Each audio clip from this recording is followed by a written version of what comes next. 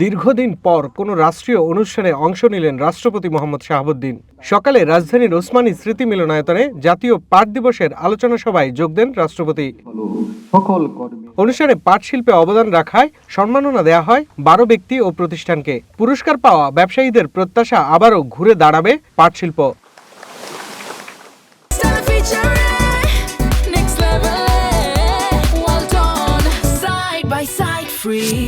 বস্ত্র ও পাট মন্ত্রী খন্দকার আব্দুল মুক্তাদির বলেন, পাট বীজে স্বয়ংসম্পূর্ণতা অর্জন করা সরকারের প্রধান লক্ষ্য। কয়েকটি প্রতিবন্ধকতার মধ্যে একটি প্রতিবন্ধকতা হলো পাট বীজের অপর্যাপ্ততা এবং এত বছরের এত দীর্ঘ ঐতিহ্যে লালিত এই শিল্পে এখনো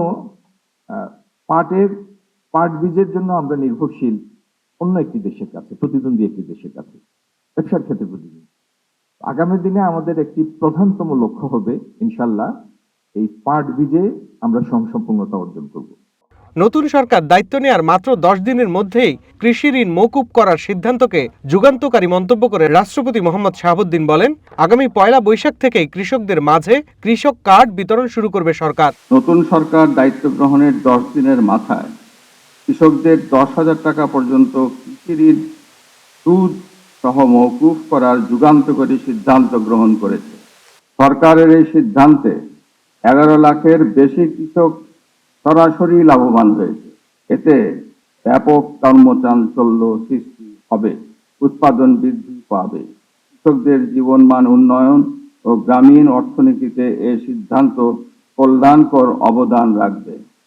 বর্তমান কৃষি এবং কৃষক বান্ধব সরকার আগামী 1 বৈশাখ অর্থাৎ 14 এপ্রিল থেকে পর্যায়ক্রমে কৃষক কার্ড বিতরণ শুরু করবে।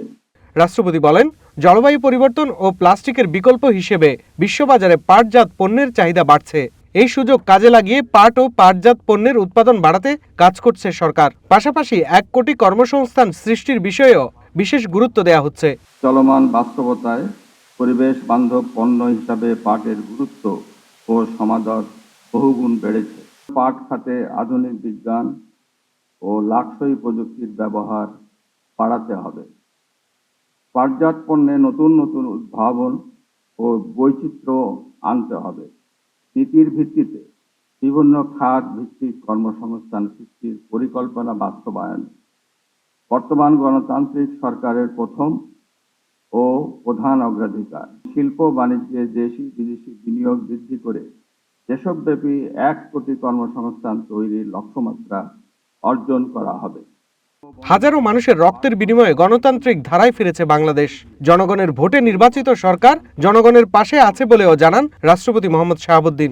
সরকার ইতিমধ্যে পাট খাতকে প্রযুক্তি সমৃদ্ধ ও আধুনিকীকরণ, গবেষণা সম্প্রসারণ, উচ্চ ফলনশীল জাতের পাট বীজ উদ্ভাবন, পাটের বহুমুখী ব্যবহারে নানান গুরুত্বপূর্ণ পদক্ষেপ নিয়েছে।